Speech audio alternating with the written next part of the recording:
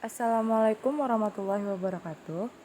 Perkenalkan, saya Nadira Silviana dari kelas 11 IPA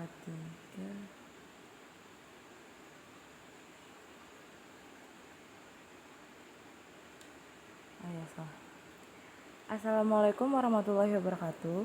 Perkenalkan, saya Nadira Silviana dari kelas 11 IPA 3, nomor absen 28. Pada kesempatan kali ini, saya akan mempresentasikan hasil diskusi dari kelompok saya, yaitu kelompok 3, genap, yang beranggotakan Ranti Kurniasari dan Rara Rifanda, dengan judul Asas Pemungutan Pajak.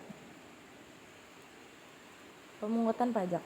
Nah, setelah mengenal pengertian, fungsi, manfaat, dan tarif pajak, sekarang kita lanjut materi tentang pemungutan pajak.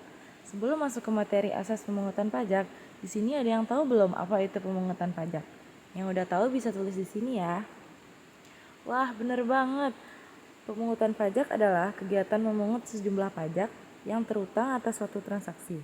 Pemungutan pajak akan menambah besarnya jumlah pembayaran atas perolehan barang. Pemungutan ini akan menambah besarnya jumlah nominal yang harus dibayarkan atas suatu transaksi. Di Indonesia sendiri, pemungutan pajak dilakukan oleh Direktorat Jenderal Pajak atau DJP di bawah pengawasan Kementerian Keuangan. DJP terus melakukan perbaikan sistem dan tata cara pemungutan pajak.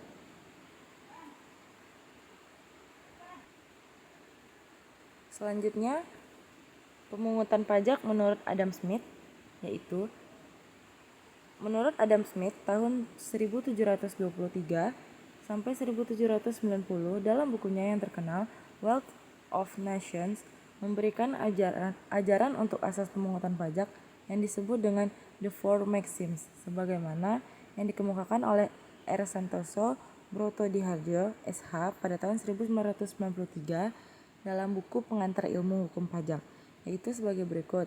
Nah, yang pertama asas keseimbangan dengan kemampuan atau asas keadilan. Dalam asas ini, negara harus menyesuaikan besar pajak yang dikenakan kepada setiap wajib pajak agar sebanding dengan kemampuannya. Negara tidak boleh bertindak diskriminatif terhadap setiap wajib pajak yang memiliki kemampuan standar. Hal ini mengindikasi bahwa wajib pajak mempunyai harta lebih, maka dia harus membayar pajak lebih. Namun, jika wajib pajak memiliki kemampuan yang standar, maka pajak yang dibayar juga lebih kecil. Yang kedua, ada asas kepastian hukum. Dalam asas ini, ketentuan-ketentuan dalam undang-undang perpajakan harus jelas mengenai siapa yang harus dikenakan pajak, apa yang menjadi dasar pengenaan pajak, berapa hasil jumlah pajak yang harus dibayar, dan bagaimana cara pembayaran pajak. Selain itu, kepastian hukum ini sangat diperlukan, terutama mengenai subjek dan objek pajak. Tujuannya agar pemungutan pajak tetap dalam bingkai yang benar. Selain itu, hal ini juga berfungsi untuk mencegah penyelewengan pajak baik dari pembayaran maupun pemungut pajak. Jika terjadi pelanggaran, maka pelanggar akan mendapatkan sanksi yang tegas dari hukum yang berlaku di masing-masing negara. Yang ketiga, ada asas pemungutan pajak yang tepat waktu atau asas kesenangan. Asas ini mendasari bahwa pajak yang dipungut dari wajib pajak harus dalam kurun waktu yang tepat. Misalnya, ketika sang wajib pajak menerima upah kerja, tujuannya adalah agar wajib pajak tidak keberatan saat membayar pajak sehingga proses pelunasan pajak dapat berjalan dengan lancar. Dalam asas ini, pajak seharusnya dipungut pada waktu dan dengan cara yang paling menyenangkan bagi para wajib pajak. Misalnya, karyawan akan lebih mudah membayar pajak pada saat setelah mereka menerima gaji, atau petani akan lebih mudah membayar pajak setelah panen. Dengan demikian, mereka tidak akan merasa berat untuk membayar pajaknya. Yang keempat, ada asas efisien atau asas ekonomis. Dalam asas ini dijelaskan bahwa pemungutan pajak harus dilakukan secara efisien. Maksudnya adalah dana yang terkumpul harus lebih besar dari dana yang dikeluarkan saat melakukan pemungutan pajak. Selain itu, kita tahu bahwa pajak merupakan sumber dana yang dipakai untuk pembangunan nasional. Jika pemungutan pajak dapat dilakukan secara efisien, maka tujuan pembangunan tersebut akan tercapai. Asas ini menekankan bahwa pemungutan pajak hendaknya dilakukan sehemat-hematnya, di mana biaya-biaya pemungutannya tidak boleh lebih tinggi dari pajak yang akan diterima. Nah, itulah 4 asas yang dikemukakan oleh Adam Smith. Selanjutnya ada juga asas menurut W.J. Langen. Yang kedua ada menurut W.J. Langen, asas pemungutan pajak yaitu